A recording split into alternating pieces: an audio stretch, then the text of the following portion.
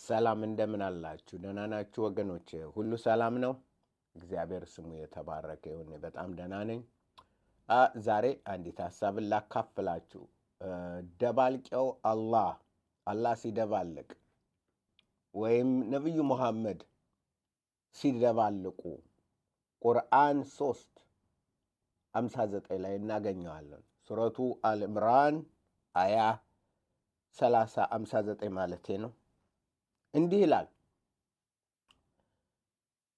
Indeed, the example of Jesus to Allah is like Adam. የኢየሱስ ምስል በአላህ ፊት እንደ አዳም ነው። He created him from the dust. ከአፈርም ፈጠረው. And then he said to him, Be, and he was. ከዛም ምን አለ አላህ? ሁን አለው፣ ሆነ።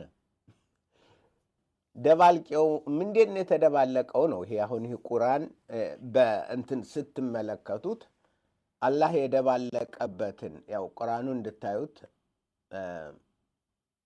ያ ማለት ነው። በምን ነው የደባለቀው? እንዴት ነው የደባለቀው ያልን እንደሆነ እንግዲህ መጽሐፍ ቅዱስን ስናይ በመጽሐፍ ቅዱስ እግዚአብሔር ነገሮችን ሁን ብሎ ፈጠረ አይደል? ብርሃን ይሁን አለ፣ ይሄ ይሁን አለ። ዘፍጥረት 1ን ስንመለከት እግዚአብሔር አምላካችን ሁን እያለ ይፈጥራል።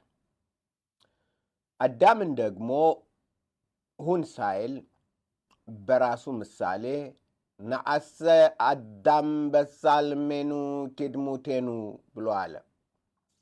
አዳምን በእኛ ምሳሌ እንደኛ አድርገን እንፍጠር ሲል እግዚአብሔር እንደ ምሳሌያችን እንደ እኛን በሚመስል እንፍጠር ብሎ ሲል እግዚአብሔር እንደ መልካችን እንደ ምሳሌያችን እንፍጠር ሲል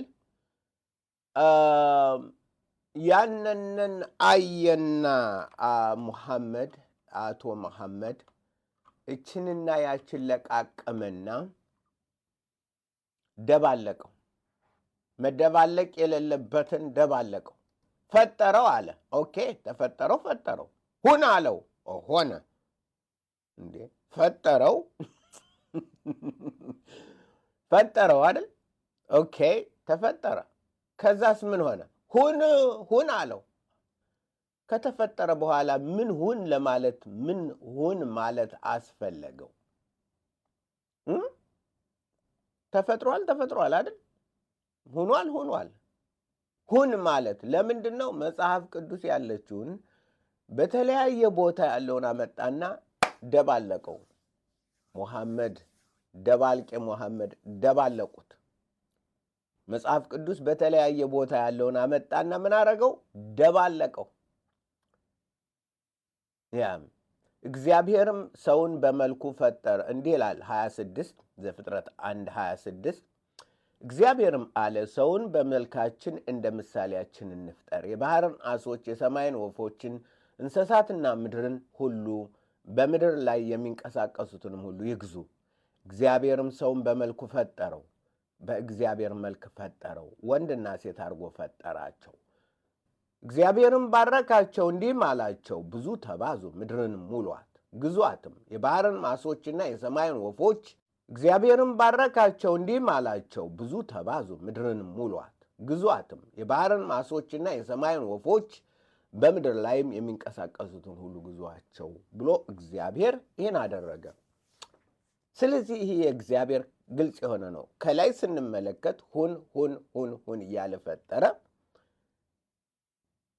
ሰውን ሲፈጥረው ግን እንደዛ አይደለም።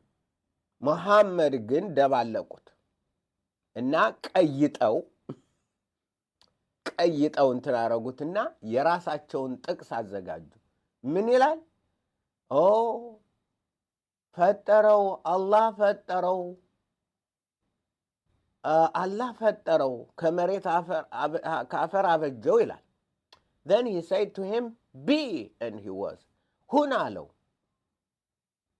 አያችሁ እንግዲህ ሲደባልቀው። ምክንያቱም መሐመድ ሰው በእግዚአብሔር ፊት እንዴት እንደተፈጠረ በትክክል አላጠናም። ዝም ብሎ ሲሰማ ምክንያቱም አያነብም።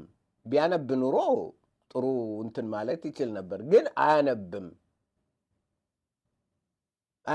አይጽፍም። ቢጽፍ ኑሮ እንትን ማለት ሲጽፈው እንትን ሊል ይችል ነበር፣ አይጽፍም። ስለዚህ ምን አለ?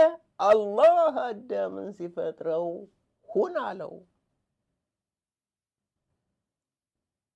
አፈር አበጀው።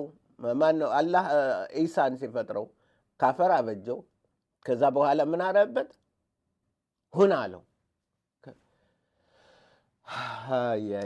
ደባልቄ የሚባል ታውቃላችሁ አይደል? የሚደባልቅ ሙሐመድ ደባልቄው ነብይነቱ ይሄ ነው። የእስልምና ነብይ እንደዚህ ነው።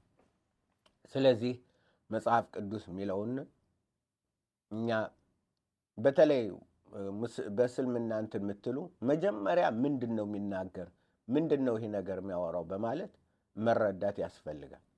እንደዚህ ሲደባልቅ መጽሐፍ ቅዱስን የሚያነብሰው ምንድን፣ እንዴት፣ ለምን መጠየቅ አስፈላጊ ነው። ስለዚህ እዚህ ላይ ዛሬ የተመለከትነው ሱረቱ አልዕምራን አያ 59 ላይ ሙሐመድ እንደደባለቀ መጽሐፍ ቅዱስን ወስዶ ድብልቅልቁን እንዳወጣው ነው የተመለከትነው። ስለዚህ ከእስልምና ራቁ፣ ወደ ዘላለም ገዥ፣ ወደ ነገስታት ንጉስ፣ ወደ ሕይወት አምላክ፣ ወደ እግዚአብሔር ልጅ ወደ ኢየሱስ እንድትመጡ ጥሪያችን እናደርጋለን። እውነት፣ መንገድ፣ ሕይወት ኢየሱስ ብቻ ነው። እውነት፣ መንገድ፣ ሕይወት ኢየሱስ ብቻ ነው። እውነት፣ መንገድ፣ ሕይወት ኢየሱስ ነው። ሌላ የለም። ጥቁር ድንጋይም አይደለም፣ ከአባም አይደለም። አገር አቋርጠህ አትሄድም። ባለህበት የሚመጣ የሚታደግህ የሚያድንህ የሰራዊት ጌታ ኢየሱስ ክርስቶስ ነው። ታንኪዩ። ሸር አድርጉ፣ ላይክ አድርጉ፣ ሳብስክራይብ አድርጉ፣ አንብቡት። ሲደባልቅ ደባልቀሃል በሉት። እሺ፣ አላህ ሲደባልቅ ዋው ቁም ደባለከው፣ አላህ ትክክል አይደለም በሉት። ስለዚህ ደባልቂዎችን ማጋለጣችን እንቀጥላለን። እውነት እንደ ብርሃን ይበራል። እውነትም የዓለም ሁሉ ገዥ ሆነው የእግዚአብሔር ልጅ ኢየሱስ ክርስቶስ ነው። ደህና ሆኑልኝ ባይ